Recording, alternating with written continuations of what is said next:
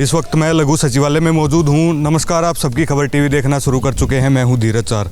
मेरे साथ खेड़ी होसदारपुर के सरपंच पवन चिल्लर मौजूद हैं और पूरे तमाम ग्रामीण मौजूद हैं। आज एसपी से मिलने पहुंचे हैं। क्या कुछ मामला है वो पवन प्रधान से ही पूछेंगे। प्रधान जी, आज एसपी से मिलने के लिए पहुँचे हैं, पूरा वाक्य बताइए, क्या मामला है और किस लिए एसपी से मिलने के लिए पहुँचे? हमारे गाँव में एक लड़का है जो असामाजिक तत्वों से भी ऊपर उठ के उसको कुछ कह सकते हैं, जो वर्ड हो सकता है तो वो उसके लिए वो भी छोटा पड़ेगा, क्योंकि उस लड़के ने 15 तारीख को ठेके पर रोड़ा किया था। उसकी भी 112 की कॉल है, ठीक है। उसके बाद उससे पहले गांव में ही 2019 में मुकदमा दर्ज है, छेड़छाड़ का मुकदमा। रात को बीरवानी जा रही थी, हमारी भाभी लगती है, वो जा रही थी, अंकल जी की पुत्रवधू हैं, वो वहाँ से जा रही थी, तो उसके साथ रात को ना छेड़छाड़ की। अब ये ठीकरी पैरा बंद करवाने के उसमें है। एक भाई और है, उसके जिस दिन मेरे से जो कहा सुनी हुई, उससे 5-7 दिन पहले उसका ठीकरी पैरे पे ड्यूटी थी, तो उसने कहा, उससे बोला अकेला दो, बोला यहाँ के कर रहा है, घर में भी चोरी हो जाएगा, कर अपने साधना न संभाला न उड़स हो। तो उसका क्या था, उसका मेन रोल था कि वो ठीकरी पैरा बंद करवाए। तो उसने क्या किया, 22 तारीख को रात को ठीकरी पैरा दे रहे थे लड़के, उनकी तरफ गाड़ी कभी लाया कभी ना।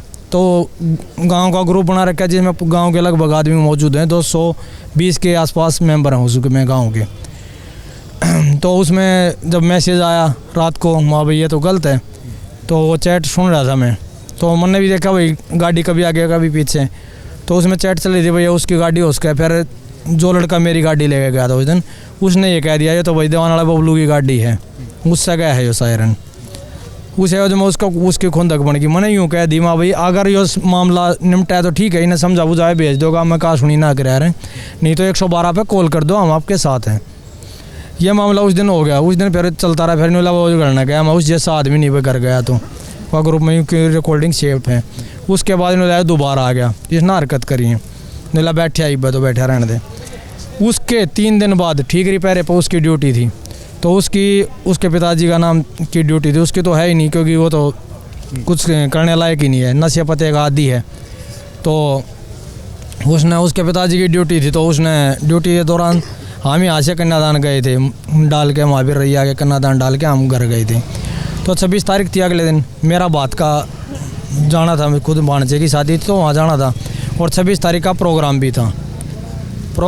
तो जब मैंने कहा कि भाई प्रोग्राम है इस चीज़ में 26 तारीख का, अमित तू गाड़ी ले जा, तो गाड़ी धुलवा लिए सुबह, तो अपने पास खड़ी कर ले और सुबह ले आइए। गाड़ी धुलवा गया, मैं प्रोग्राम 26 जनवरी का अटेंड करके बात में जाना है, उसको गाड़ी दे दी। मैं अपने मकान पे उतर गया। मेरे मकान पे उतरने के बाद बल्लू महाराज हमारे साथ था, इन्हें छोड़ने वो चला गया। इसने छोड़ के जैसे ही उल्टा आया तो उसके साथ उसने कहा सुनी करी, वो ला किसकी गाड़ी है, नला सरपंच का पीए की है, फलाना है, दगड़ा है, उसकी वही है, तो नला जान दो। उड़े तो गाड़ी चली गई, नला जा वो नला ठीक से, नला रात ना 12 मत लग रही है, नला मैंने तो मुतन उठा रू, नला उठिए मत ना, नला पेशाब करना उठा रू, नला मैं गौण उठा रू, धमकी दी उसने, मैं तो गौण उठा करूँ, मैं गौण उठा रू।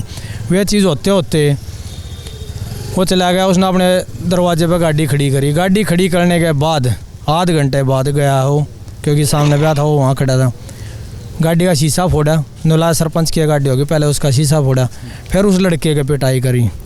तो ऐसे है सामाजिक तत्व समाज में, ताला तोड़ा, फिर ताला तोड़ा। उसी दिन सेम ताला टूट रहा है, जिसके घर में बताई थी भाई तो अपना रहा करें, उनका ताला तोड़ा, वहाँ ट्रैक्टर खड़ा हुआ करें।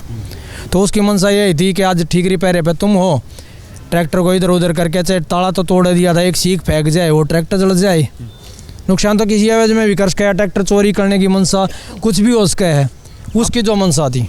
आप सरपंच प्रतिनिधि हो, गांव ने आपको जिम्मेदारी दी है, एक सरपंच प्रतिनिधि के ऊपर ही अगर ऐसे हमले होंगे, कानून व्यवस्था कहाँ है, किस प्रकार इस हमले को आप देख रहे हैं? देखो, मुझे तो पता भी नहीं था चुनावी रंजिश भी हो सकती है, क्योंकि अखबार में आईओ के बयान पढ़े मैंने उस दिन।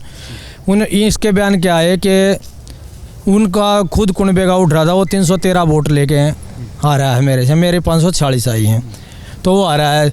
उस चीज़ में उस रंजिश का बदला तो बदले की तरह लिया जा है, भाई अच्छा ही करो, अगली बार फिर गांव जिताएगा, जैसे मैं आ रहा था। उसका मतलब ये नहीं है कि आप रंजिश दूसरे तरीके से निकालोगे। आप गांव में अच्छे काम करें वाला नहीं होने देंगे, मारे तुम कौन होना होने वाले हो, तो गवर्नमेंट देखेगी।